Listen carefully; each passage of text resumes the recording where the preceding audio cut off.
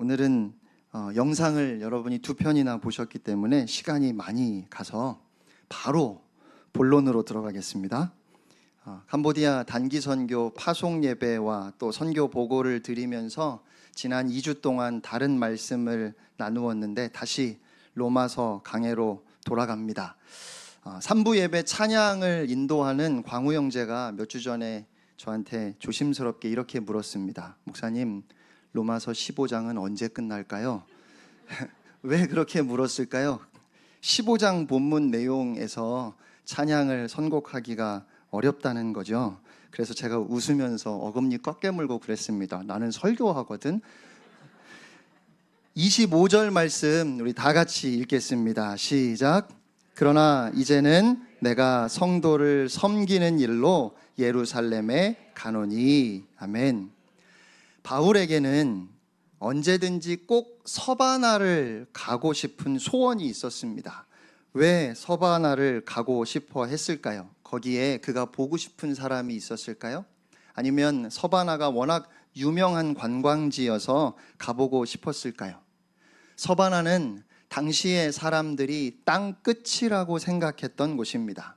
그러니까 바울은 땅 끝까지 이르러 나의 증인 되라 하셨던 예수님의 말씀을 이루고자 했던 겁니다. 그래서 서바나를 가는 길에 로마에 잠시 들러서 로마 교회 성도들과 교제하고 그들이 바울을 서바나까지 갈 수 있도록 도와주기를 바란다고 했습니다. 그렇게 서바나를 가고자 했던 것은 바울의 개인적인 바람이 아니었습니다. 주님의 말씀을 이루고자 하는 거룩한 소원이었지요. 그러나 지금은 바울이 그 원함을 잠시 내려놓고 예루살렘으로 간다고 합니다. 지금 그가 있는 곳에서 예루살렘은 서바나와 정반대 방향입니다. 하지만 그는 예루살렘으로 가야 했습니다. 왜 가야 했지요?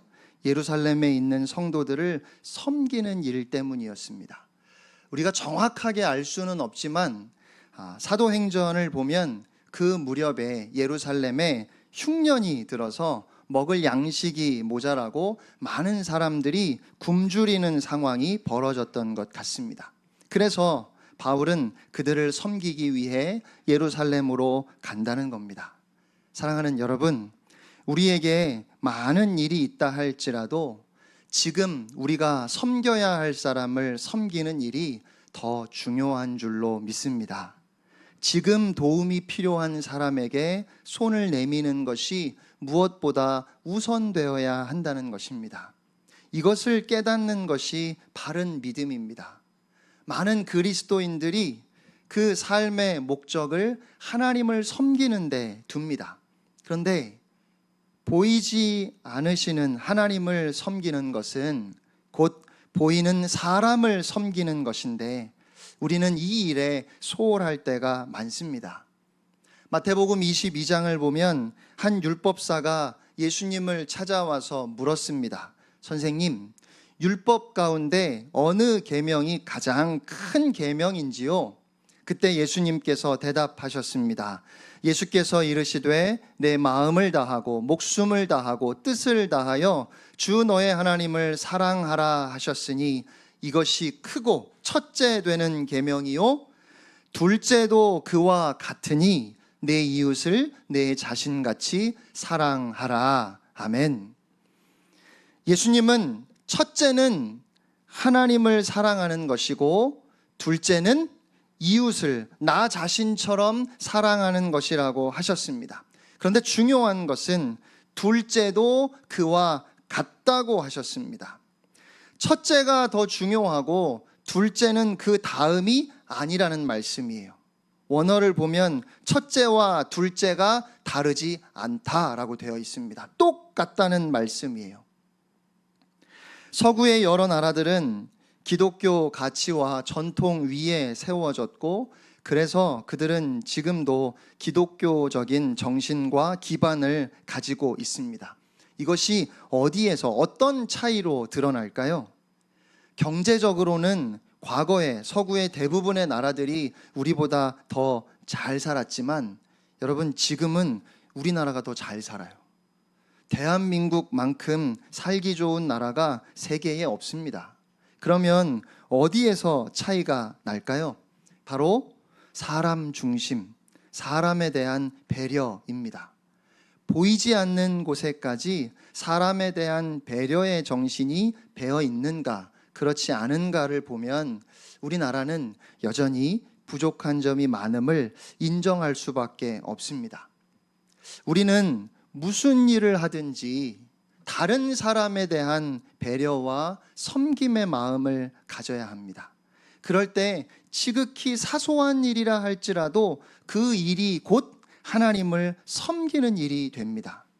교회에서 봉사할 때도 마찬가지입니다. 교사로 헌신하든지 성가대로 봉사하든지 예배 전에 일찍 오셔서 성도들을 환영해주고 주보를 나눠주고 자리를 안내하는 일도, 비가 오나 눈이 오나 주차장에서 성도들을 맞아주고 주차 자리를 안내해주는 일도, 교회 구석구석을 돌아보고 깨끗하게 청소하는 일도, 주방에서 땀 흘리며 식사를 준비하는 일도.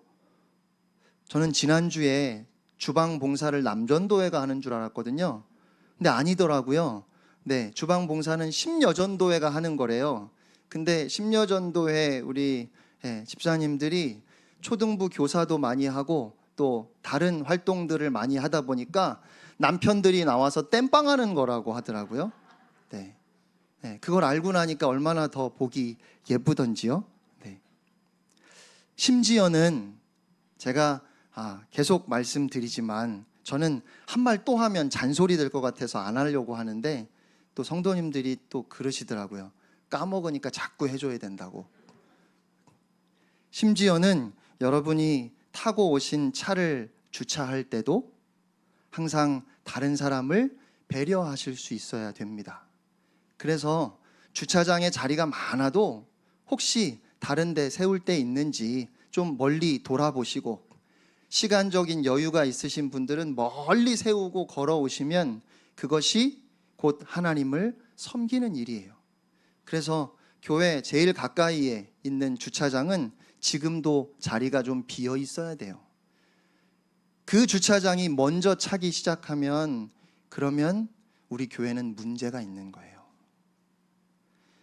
예배당에 와서 자리에 앉으실 때도 혹시 늦게 온 사람이 편하게 자리를 찾을 수 있도록 통로를 좀 비워두시고, 그렇게 아주 작은 일에서부터 다른 사람을 배려할 때 그것이 곧 하나님을 섬기는 일이라고 오늘 주님은 말씀하십니다. 여러분이 무엇을 하든지 그렇게 다른 사람에 대한 배려와 섬김으로 하면 그 일이 거룩한 일이 되고, 내가 하는 그 일은 그래서 성직이 되고 나는 거룩한 일을 하는 성직자가 되는 겁니다. 사람을 섬기는 일이 바로 하나님을 섬기는 일이기 때문입니다. 사랑하는 성도 여러분, 하나님을 사랑하기에 또한 사람들을 사랑하는 마음으로 늘 배려와 섬김의 마음으로 여러분에게 주어진 그 작은 일을 감사함으로 감당하는 거룩한 주님의 자녀들이 다 되시기를 주의 이름으로 축원합니다. 그렇게 바울이 예루살렘 교회 성도들을 섬기기 위해서 가는 것은 마게도냐와 아가야 사람들이 예루살렘의 가난한 성도들을 위해서 헌금을 했기 때문입니다. 26절 말씀 우리 함께 읽겠습니다. 시작. 이는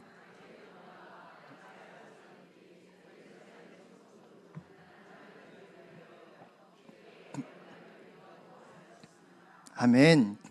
연보하였다는 말은 헌금했다는 거죠. 마게도냐에 있는 지교회가 예루살렘에 있는 모교회를 위해서 헌금을 했다는 것은 우리의 상식을 뒤엎는 일입니다. 예를 들어서 우리 교회가 여러 작은 교회들에게 선교 헌금을 보냈다고 해서 그렇게 도움을 받은 교회들이 우리 교회가 어려울 때 다시 헌금을 보내오는 것이 과연 쉬운 일일까요? 그런데 마게도냐와 아가야 사람들은 그렇게 했다고 말씀합니다. 더욱이 누가 시켜서 억지로 한 것이 아니라 기쁘게 했다고 했습니다. 우리 성도님들이 헌금해 주셔서 올 여름에 우리 교회는 많은 일을 섬기고 또 후원할 수 있었습니다. 캄보디아 단기 선교회에 500만 원을 후원했고, 청소년 연합 수련회도 200만 원, 어린이 여름 성경 캠프에도 200만 원을 후원했습니다. 제가 평소에는 우리 교회가 이렇게 한 거 잘 전혀 말씀을 안 드리는데, 이번에는 특별히 제가 여러분이 헌금을 해주시면 우리가 후원하겠다고 말씀을 드렸기 때문에 보고를 드립니다. 그 외에도 교단의 모든 여름 행사에 지원했습니다. 어린이 여름 성경 캠프를 준비하면서 재정이 부족하니까 단체 티셔츠를 맞추는 것이 계획에 없었어요. 그런데 우리 교회는 초등부에서 단체 티셔츠를 맞추고 싶다고 하더라고요. 여러 교회가 모이는데 그 중에는 초등부를 다 합쳐도 3명, 4명밖에 안 되는 작은 교회들도 있는데 우리 교회만 단체 티셔츠를 딱 맞춰 입고 있으면 예쁘겠죠? 네, 되게 예쁘겠죠? 그 모습이 그렇게 보기 좋을 것 같지 않았어요. 그래도 또 우리 교회 초등부에서 단체 티를 맞추고 싶다고 하니까 어떻게 해야 될까요? 제가 캠프를 준비하는 목사님에게 우리 교회가 비용을 다 낼 테니까 참석하는 아이들 다 입혀줄 수 있게 티셔츠를 맞추자고 했습니다. 비용이 얼마가 될지 모르는데 그냥 그렇게 하라고 했어요. 제가 참 믿음 없는 목사지만 그때는 왜 그랬는지 그냥 그렇게 하라고 했어요. 그리고 저의 연약함을 아시는 주님이 그 주일에 한 성도님을 통해서 헌금을 하게 하셨는데 목사님이 알아서 필요한 곳에 써달라고 헌금을 주셨는데 단체 티셔츠 비용을 다 낼 수 있는 금액이었습니다. 그래서 여러분이 영상에서 사진으로 마지막에 보신 것처럼 이렇게 학년별로 노란색, 하늘색 교사들까지 참석한 모두에게 그렇게 예쁘게 단체 티셔츠를 맞추어서 입혔는데 여러분이 기쁘게 헌금해 주셔서 그렇게 입을 수 있었습니다. 그렇게 우리 교회는 선교하고 다음 세대를 세우는 거룩한 사역에 동참했습니다. 저는 여러분이 주님의 일에 기쁘게 동참했다고 믿습니다. 아멘을 안 하시네요? 아닌가요? 담임 목사가 하도 하자 그래서 어쩔 수 없이 하셨나요? 아니죠? 네. 마게도냐와 아가야에 있는 교회들도 예루살렘 교회의 가난한 성도들을 위해서 기쁨으로 헌금을 했습니다. 그런데 참 중요한 건 오늘 본문을 보니까 그렇게 그들이 기쁨으로 헌금할 수 있었던 이유는 마게도냐 교인들이 예루살렘 교회를 향해서 빚진 자의 마음을 가지고 있었기 때문이라고 말씀해요. 27절 함께 읽겠습니다. 시작. 저희가 기뻐서 하였거니와 또한 저희는 그들에게 빚진 자니 만일 이방인들이 그들의 영적인 것을 나누어 가졌으면 육적인 것으로 그들을 섬기는 것이 마땅하니라. 아멘. 마게도냐 교회는 비록 지교회이고 작은 교회였지만 예루살렘 모 교회를 향해서 빚진 자의 마음을 가지고 있었다는 겁니다. 그런데 여러분, 예루살렘 교회가 마게도냐 지방에 가서 복음을 전했을까요? 아닙니다. 복음을 전한 사람은 바울이었지요. 바울이 예루살렘 교회 출신입니까? 아닙니다. 그는 안디옥 교회 출신입니다. 그러면 바울이 예루살렘 출신일까요? 아닙니다. 그의 고향은 다소입니다. 그러니까 빚을 갚으려면 어떤 의미에서 바울에게 갚아야 맞습니다. 그런데 그들이 예루살렘에 있는 모 교회에 대해서 빚진 마음을 가지고 그들이 영적인 것을 받았으니까 그것으로 갚지는 못하지만 물질로 돕고자 했다는 겁니다. 그 이유는 예루살렘 교회에서부터 복음의 역사가 시작되었기 때문입니다. 예루살렘 교회가 복음을 전하지 않았다면 안디옥 교회도 없었을 것이고 안디옥 교회가 바울을 선교사로 파송하는 일도 없었을 거죠. 130여 년 전에 미전도 종족이었던 대한민국에 수많은 선교사님들이 피부색도 다르고 언어도 다른데 그 당시에 대한민국은 정말 전 세계에서 가장 가난한 나라 중에 한 곳이었는데 이 땅에 오셔서 그 생명을 바쳤습니다. 그렇게 주의 사랑으로 이 땅에 왔던 선교사님들이 없었다면 우리가 어떻게 복음을 들을 수 있었을까요? 빚진 자라는 말씀은 그러니까 우리가 이웃을 돕고 섬기는 일은 할 수 있으면 하는 선택사항이 아니라는 겁니다. 그것은 우리가 감당해야 할 의무이고 우리가 갚아야 할 빚인 겁니다. 사랑하는 성도 여러분, 모든 그리스도인은 하나님께 그리고 이 세상의 모든 사람들에게 사랑의 빚을 진 사람들임을 기억하고 사람들에게 그 빚을 갚아 나아가야 합니다. 혹시 빚진 사람의 마음이 어떤지 아시나요? 빚을 지면 어떻게 하든지 그 빚을 갚아야 하니까 자나깨나 어떻게 하면 내가 이 빚을 갚을 수 있을까? 그 생각을 놓을 수 없을 겁니다. 혹시라도 주머니에 빚을 갚을 수 있는 돈이 없을 때 채권자를 만나면 무엇이든지 다른 걸 주어야 되잖아요. 정말 줄 게 없으면 하다못해 웃기라도 해야 합니다. 또 빚을 조금이라도 갚게 되면 말할 수 없는 기쁨을 느낍니다. 이것이 바로 빚진 자의 마음입니다. 우리가 감당하는 모든 일은 이 빚진 자의 마음으로 우리가 복음의 빚, 사랑의 빚을 졌기에 그래서 그 빚을 갚아가는 심정으로 감당해야 하는 일입니다.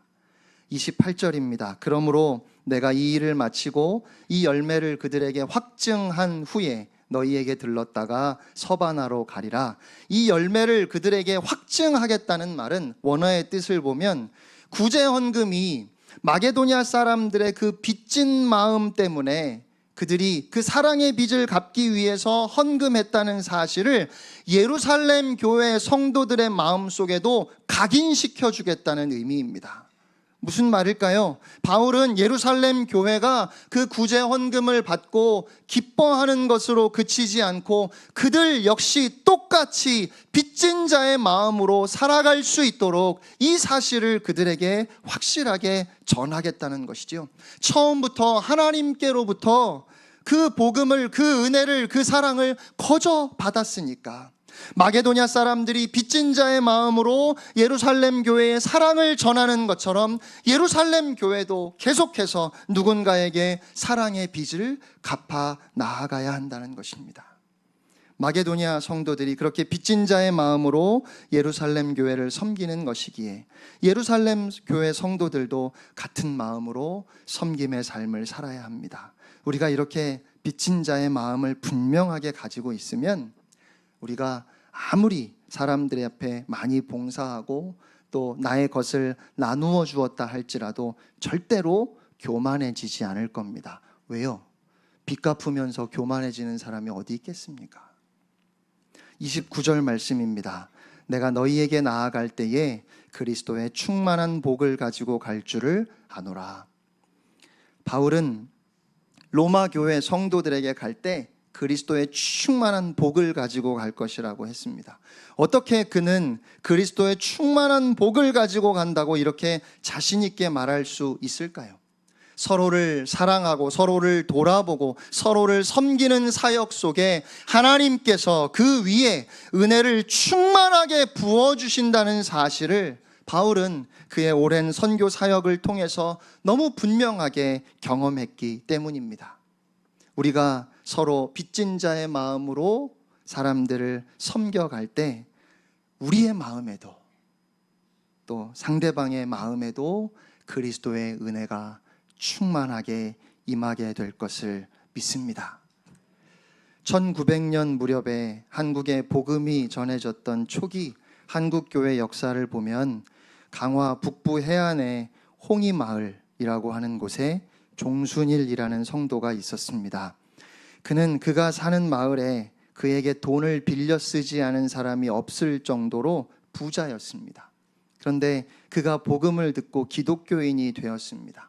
어느 날 성경을 읽다가 마태복음 18장에 주인에게 1만 달란트 빚을 탕감받았으면서도 자기에게 100데나리온 빚진 친구를 불쌍히 여기지 않았던 용서할 줄 모르는 종의 비유를 읽고 고민하다가 그는 자기에게 빚을 진 사람들을 다 자기 집으로 불러 모았습니다. 영문을 모르고 불려온 사람들이 얼마나 불안하고 두려웠을까요? 그런데 종순일은 그들에게 마태복음 18장 21절 이하의 말씀을 천천히 읽어주고 이렇게 말했습니다. 오늘 이 말씀에 나오는 악한 종이 바로 접니다. 내가 주님의 은혜로 죄사함 받은 것이 1만 달란트 탕감받은 것보다 더 큰데 내가 여러분에게 빌려준 돈을 받으려 하는 것은 100데나리온 빚을 탕감해 주지 못하는 것보다 더 악한 짓일 겁니다. 그러다가 내가 천국에 들어가지 못할 것이 분명하니 오늘부로 여러분에게 빌려준 돈은 다 없는 것으로 하겠습니다. 그리고는 그 자리에서 모든 빚 문서를 불태워 버렸습니다. 당시에 신문에 이 사건이 소개되었는데 이렇게 되어 있습니다. 세상 사람들은 없는 빚도 있다 하여 긴 추임을 하거늘 예수교를 믿는 사람은 자기 돈까지 버려 남에게 적선하니 참 거룩한 일이라. 뿐만 아니라 종순일은 내 소유를 팔아 가난한 자에게 주고 나를 따르라 하시는 예수님의 말씀을 읽고 자기 재산을 다 처분해서 교회에 헌납했습니다. 또 예수님께서 제자들을 둘씩 짝지어 각 지방과 고을에 보내셨다는 말씀을 읽고 아내와 함께 괴나리 보찜 하나 달랑 메고 강화 남부에 가서 복음을 전하였는데 길직, 길촌, 온수, 선두, 넙성, 덕진 등지에 교회가 개척되었습니다. 1917년에 그는 목사 안수를 받았고 강화 남쪽 주문도 진촌교회, 현재 서도중앙교회라는 곳에 부임했고 그곳에서도 성도들이 목사의 신앙을 본받아 서로 빚을 탕감해 주는 일이 일어났습니다. 마을 사람들 모두가 감동하였고 교회를 보는 눈이 달라졌습니다. 얼마 지나지 않아서 섬 주민의 75%가 교회에 나오게 되었고 지금도 면 소재지인 주문도는 술집과 다방이 없는 곳으로 남아있다고 합니다. 종순일 목사님은 교통이 불편한 섬들을 찾아다니면서 전도하고 많은 교회를 개척하고 평생 가난한 전도자로 그 복된 삶을 마쳤습니다. 종순일 목사님은 복된 인생을 사셨습니다. 그는 진정으로 모든 죄를 용서받은 기쁨을 맛보았고 그래서 사람들의 빚을 탕감해 주었을 뿐만 아니라 자신의 모든 소유를 아낌없이 이웃들에게 나누어 줄 수 있었습니다. 그는 빚진 자의 마음으로 살았습니다. 그래서 어떻게든지 사람들을 섬기는 삶을 살고자 했고 그렇게 사람들을 사랑하며 그들에게 그리스도의 충만한 복을 흘려 보내는 축복의 통로된 삶을 사셨습니다. 베드로전서 4장 7절 말씀입니다. 만물의 마지막이 가까이 왔으니 그러므로 너희는 정신을 차리고 근신하여 기도하라. 여러분 정말 마지막이 가까이 왔다는 생각이 듭니다. 그래서 근신해야 합니다. 기도해야 합니다. 그런데 이 말씀에 이렇게 이어집니다. 8절 말씀입니다.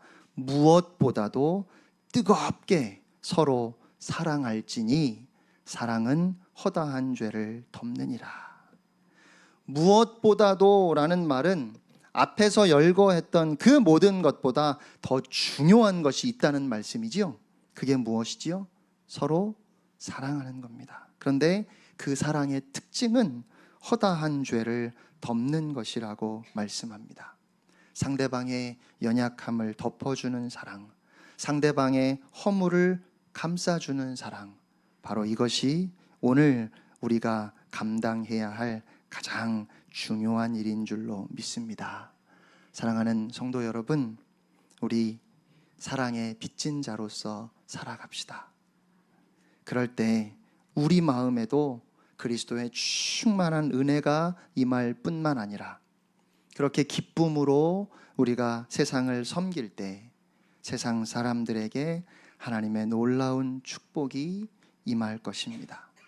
그렇게 축복의 통로로서 의미 있고 귀한 삶을 살아내는 여러분이 되시기를 주님의 이름으로 축원합니다. 우리 함께 찬양하겠습니다.